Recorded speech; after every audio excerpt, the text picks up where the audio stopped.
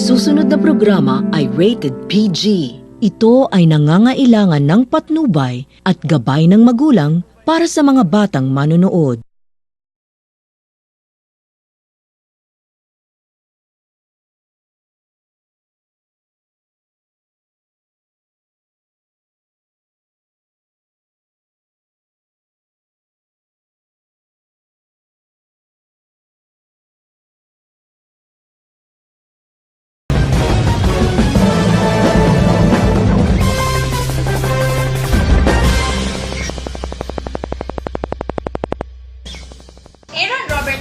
Is a 3-year-old child who suffered from Morquio syndrome.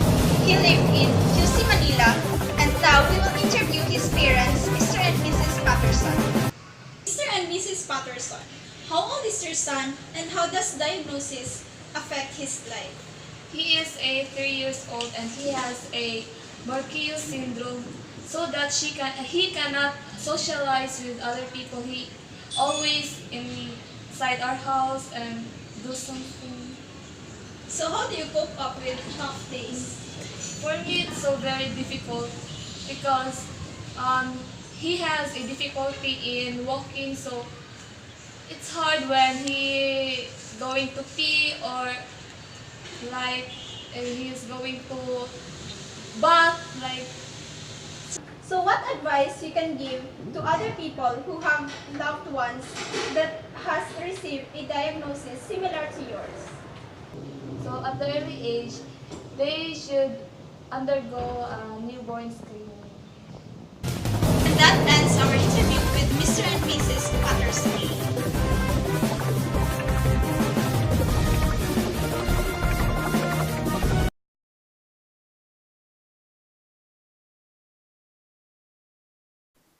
My bones don't grow that much, and like I don't grow as much as a typical person, which makes me a bit weak in my day-to-day life. Like it was a real struggle trying to walk. I did walk up the stairs, but it made me a bit tired after I climbed to the top. If someone has a cough or a cold, for me, it would be more than a cough and a cold. The day that the doctor said to me, "Do you want to go on the medicine?" was 5 years ago, and I was like 9 years old. First, they asked my mum that if she was okay for me to be on the medicine, and she said okay, but like if they asked me as well, because if I didn't say yes, then I wouldn't have been on it. But I just took a chance. Since I had the medicine, I feel I had more stamina because I can do things for much longer, like walking or climbing the stairs. My big dream is to travel the world because I would like to see what other countries are like and try and have an experience and learn about different cultures.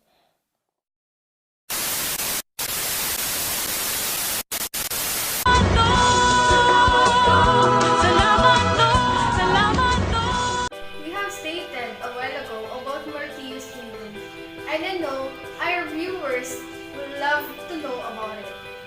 Sheila, can you tell us about this disease? Because I know there are some of our viewers who doesn't have the idea of the occurrence of this disease.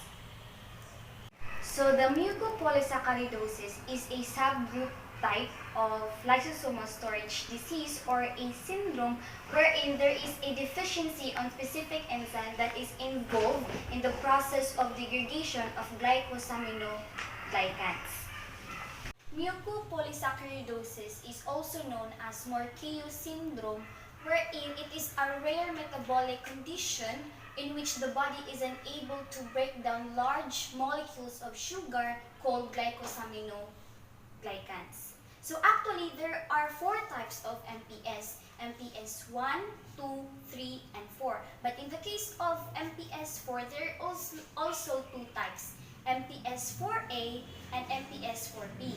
For the case of MPS 4A, it is a case wherein it is caused by a mutation in the gene, specifically ALN gene, which that specific gene is a specific for enzyme called N-acetylgalactosaminase 6 sulfate.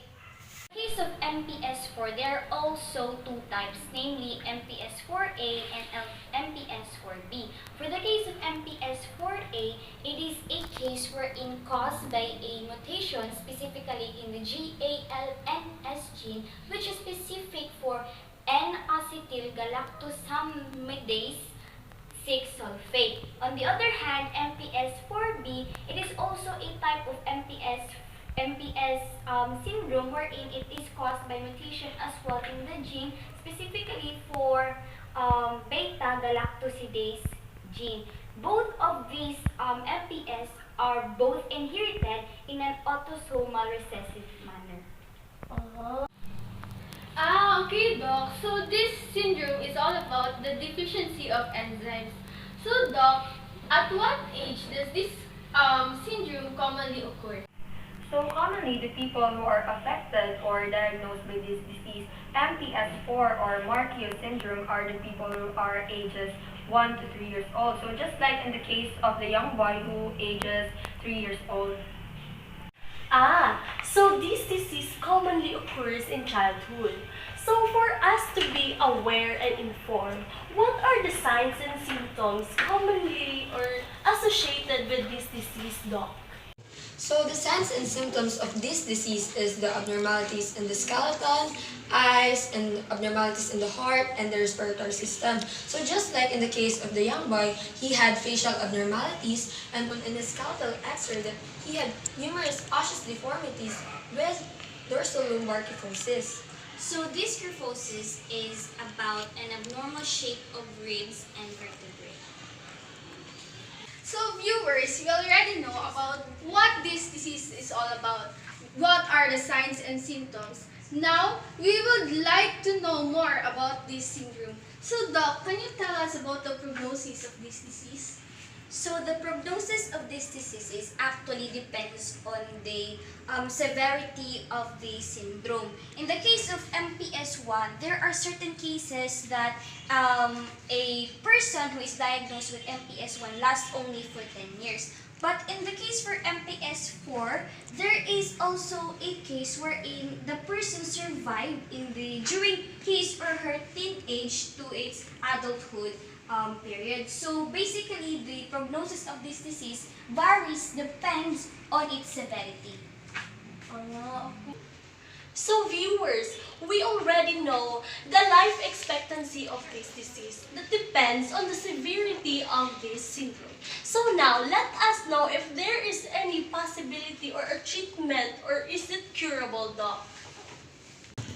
In terms of treatment, there is no cure for Morquio syndrome, but the treatment is limited to supportive care symptoms. So we have actually one treatment, and that is the routine multiple organ assessment, which is necessary to maintain high quality life for patients who have this kind of syndrome. And another one is the enzyme replacement therapy or treatment, or ERT, which is being evaluated currently in clinical trials to assess if this kind of treatment is efficient for treating MPS subtypes. However, this ERT has already been approved and proven in the United States of America and even in European Union and other countries. So another also treatment is the hematopoietic stem cell transplantation. So, people who are diagnosed with this kind of certain diseases is difficult to deal with. That's why we have this newborn screening.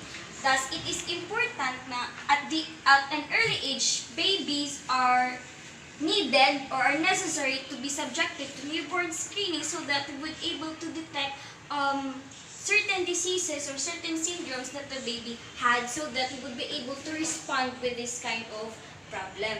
So, if a person has this kind of diseases, it is recommended that he or she will go to his or her doctor for consultation, and he or she must also abide to the advices of the doctors. you so much for today, Dr. Remiso and Dr. Sumudio. It's our pleasure and it is our passion to impart knowledge. So for our viewers, thank you so much for giving us your time, and we do hope that you have learned a lot today. So see you again in the next episode of Let's Talk Doc!